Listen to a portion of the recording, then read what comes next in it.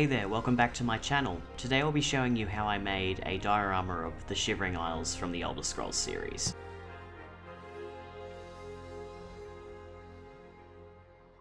The Shivering Isles is Sheogorath's domain, and he is known as the Daedric Prince of Madness. The isles themselves are divided into two. One half is known as Mania, the other Dementia.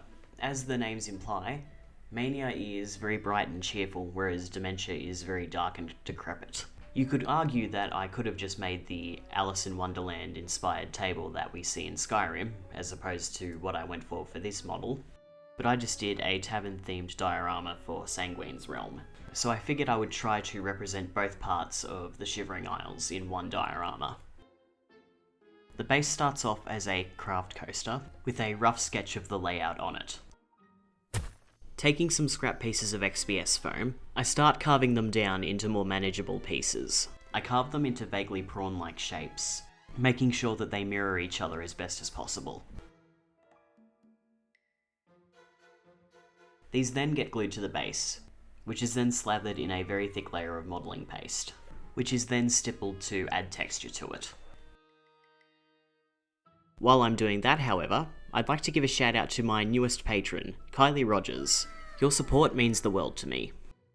One side of the base then gets painted brown with a light brown dry brush. I then paint the road onto the base, doing my best to make sure it's even on both sides.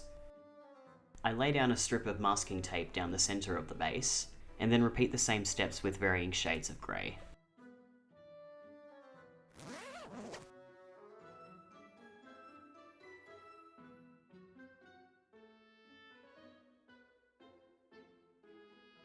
Moving on to the finer details, I start by rolling out some logs of clay, sticking them back together, before twisting them and then cutting them down the middle. A little bit of shaping to make them look more like branches, and these become trees.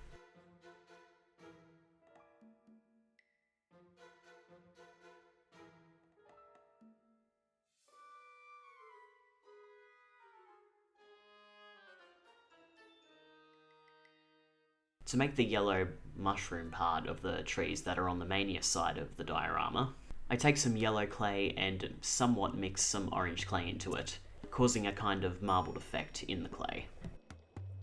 These get glued into place and then the branches are formed around it to make it look like it's being held in place. I then cut some clay into some cube-like shapes and then stick a cone on top of them. These will become the houses.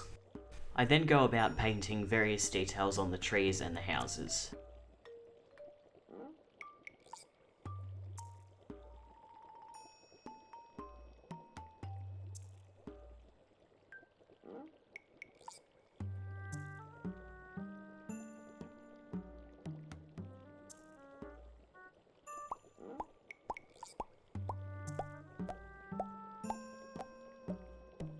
Once completed, it was just a case of gluing everything into place.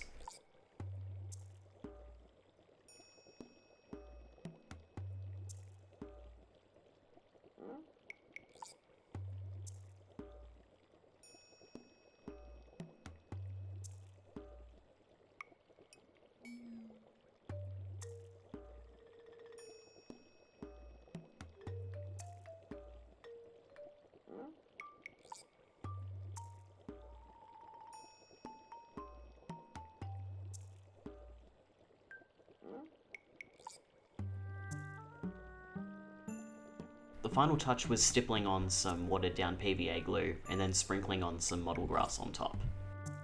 And with that, it's finished.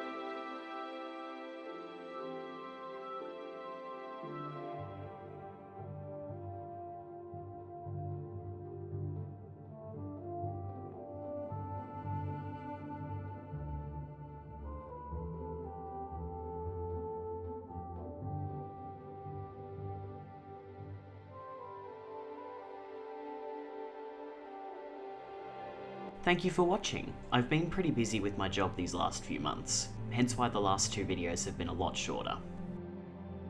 Admittedly, there isn't as much detail in this model as I had hoped there would be, so maybe in the future I'll come back and redo it when I've got more time on my hands. Regardless, I hope you enjoyed the video, and I'll see you all in the next one. Until then, have a good one.